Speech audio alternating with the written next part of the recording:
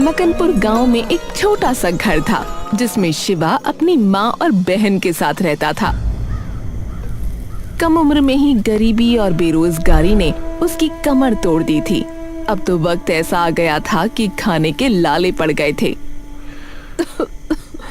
ये लकड़ियां भी गीली हैं, जलने में नहीं आ रही, क्या करूं? हटो माँ, मैं कोशिश करती हूँ। लकड़ियां सुलग रही हैं, तो बस फूंकनी से धीरे धीरे फूंक दे, शायद जल जाए। तब तक मैं देखूं आटा है कि नहीं। कुछ नाश्ता बन जाए तो शिवा काम ढूंढने निकलेगा। ममता आटा देखने उठी।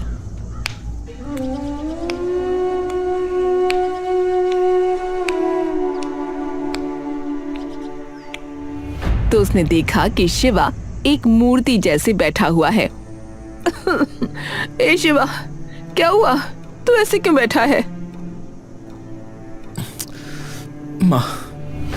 माँ मैं कुछ भी नहीं कर पा रहा हूँ। माँ, मेरे जिंदा होने का क्या ही मतलब है बोलो, जब मैं इस घर में एक पैसा तक ना ला सकूं तो। मेरे निकम्मेपन के कारण आज तुम सब लोग 2 वक्त के खाने को भी तरस रहे हो। माँ, अरे तू कैसी बातें कर रहा है? तू कोशिश कर तो रहा है ना। अरे माँ, कोशिश से घर नहीं चलता है। पूनम, ए पूनम, चूल्हा बुझा दे, घर में कुछ नहीं है। बिना वजह के लकड़ी बर्बाद मत कर बहन। पर हम लोग खाएंगे क्या? इस सवाल से घर में ऐसा सन्नाटा सा छा जाता है जैसे वहाँ कोई रहता ही ना हो। और फिर वो सन्नाटा टूटा ममता की खांसी से, और ममता ने खून थूक दिया। माँ, आप ठीक तो हो? हे भगवान, माँ आप ठीक तो हो ना? मैं भी कैसा भागा बेटा हूँ, अपनी माँ का इलाज तक नहीं करवा सकता। बहुत बुरा बेटा हूँ मैं, बहुत बुरा। अरे मैं ठीक हूँ, बस ये तो यूं ही हो जाता है कभी कभी। शिवा अपने आप में ही घुट रहा था। उससे बर्दाश्त नहीं हुआ और वो बाहर निकल गया।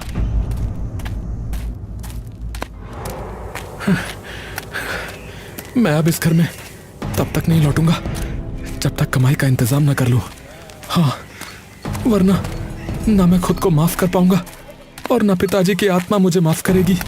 हाँ। वो शहर की ओर चला, इस उम्मीद में कि शायद कुछ काम हाथ लग जाए।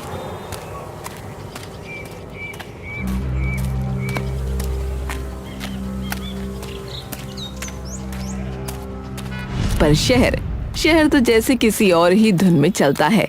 शिवा सुबह से शाम तक हर दुकान, हर फैक्ट्री के फाटक तक गया, लेकिन कोई फायदा नहीं हुआ। कर्मचारी पूरे हैं, फिर कभी आना भाई। आधी मजदूरी मिलेगी, करना चाहो तो कर लो। अरे साहब, आधी मजदूरी में घर कैसे चलेगा बताइए? अरे तेरा घर चले या ना चले, हमें क्या है?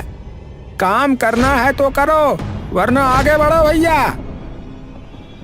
शिवा पूरा शहर घूमकर थक गया। उसके पैरों में जैसे जान ही नहीं बची थी। धूल से चेहरा काला पड़ गया था, पर वो पोंछने की हिम्मत भी नहीं कर पा रहा था। तभी हल्की सी खुशबू आई, गले में अटके दुख को भी पल भर को बुला देने वाली। उसने गर्दन उठाई। सामने एक दुकान थी। लकड़ी के छोटे से तख्त पर कुल्हड़ सजे थे और उसके नीचे कोयले की धीमी आंच में मटन पक रहा था। उसके सामने लोग खड़े बड़े चाव से कुल्हड़ वाले मटन चावल खा रहे थे। अरे ये तो मैं भी कर सकता हूँ। कुल्हड़ बनाना तो मुझे आता है, और खाना, हाँ थोड़ा बहुत तो बना ही लेता हूँ। हाँ, मैं गांव में यही करूँ तो कितना अच्छा रहेगा। गांव में तो कुल्हड़ वाले कड़ी चावल कोई बेचता भी नहीं है। और रही बात मांसाहारी की, तो हमारे गांव में तो कोई खाता नहीं है। तो हाँ, यही सही रहेगा, कड़ी चावल ही सही रहेगा। हाँ। जैसे किसी ने उसकी पीठ पर हाथ रखकर कहा हो, चल अब तेरी बारी है। वो फौरन गांव लौट पड़ा।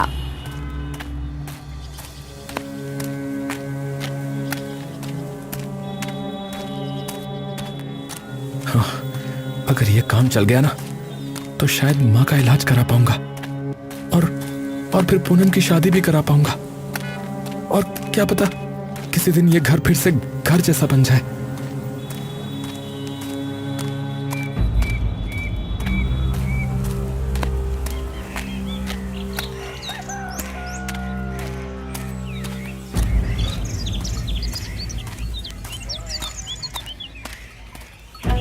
गांव पहुंचकर शिवा ने कबाड़ में पड़ा पुराना लकड़ी का ठेला निकाला।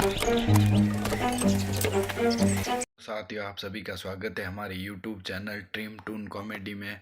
दोस्तों, आज की कार्टून वीडियो आपको कैसी लगी? अगर आज की कार्टून वीडियो आपको अच्छी लगी हो तो हमारे चैनल को दोस्तों लाइक शेयर सब्सक्राइब करना ना भूले।